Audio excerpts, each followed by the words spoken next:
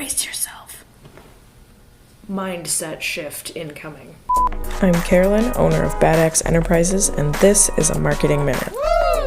Take the whole whining, nobody knows blank about my brand and get it out of here.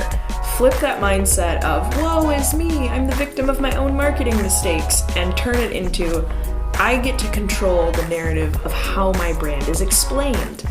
I get to tell people about my brand. It's a powerful thing to tell your own story in your own words.